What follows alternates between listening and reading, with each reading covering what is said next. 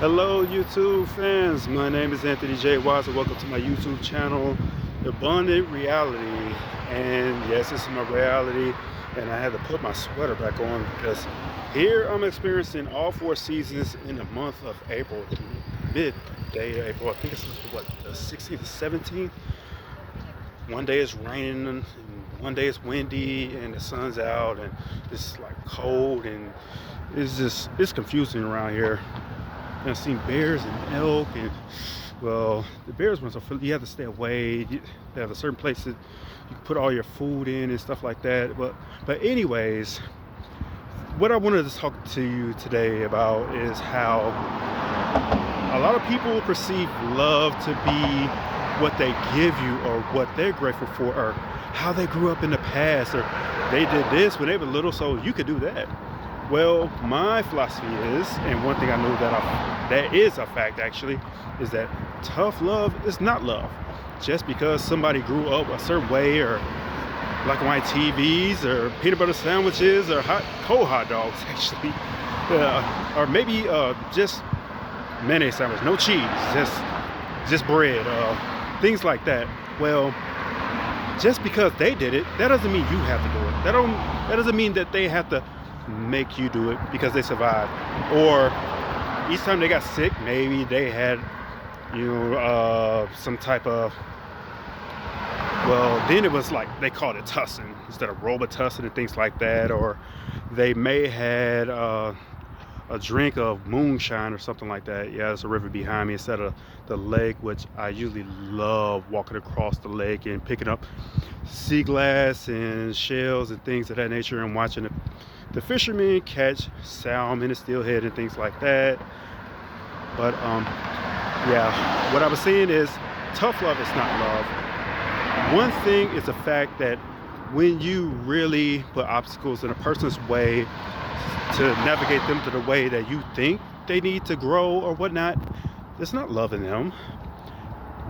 Just to know what they're doing just for a conversational piece, that's not loving that person, because you're not taking into any account what that person may be thinking or feeling or anything of that nature to allow him to grow. Because you may want to know what that person's doing only to conversate about it, but that person may find out of the conversation, and then all of a sudden he limits himself or his ideology of what he can do because of what he heard. He may have heard that just because his biological parents or whatever, they couldn't do this or whatever, so he can't do that. Or in the disability faction, that happens a lot when people think that, oh, everybody has a disability, it's just what can you do with? Well, that's not so much as true. The only disability I know that exists is a limited belief, and a lot of people have limited beliefs. Heck, even the greatest, we always have to really shift our paradigms often to get rid of those limited beliefs, because they just, well, you think they're gone and they're just like roaches. They just sneak up on you, they just come out the cracks, and well, those things eat dust. So it's like, get rid of them if you can.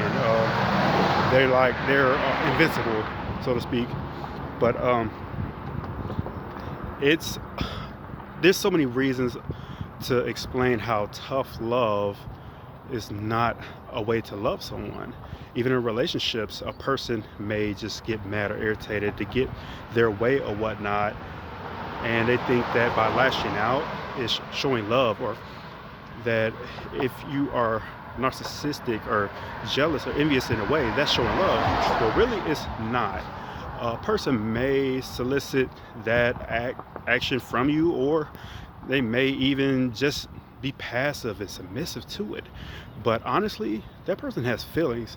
That person may feel, or just go into a hermit mode, or feel some type of depressive pleasure that's inside their mind, when really their mind is really guarded. That depressive will feel good to them because it's an endorphin. It's just something that goes, it's a chemical. I don't like to get into how the brain really works or whatnot, but it is addictive.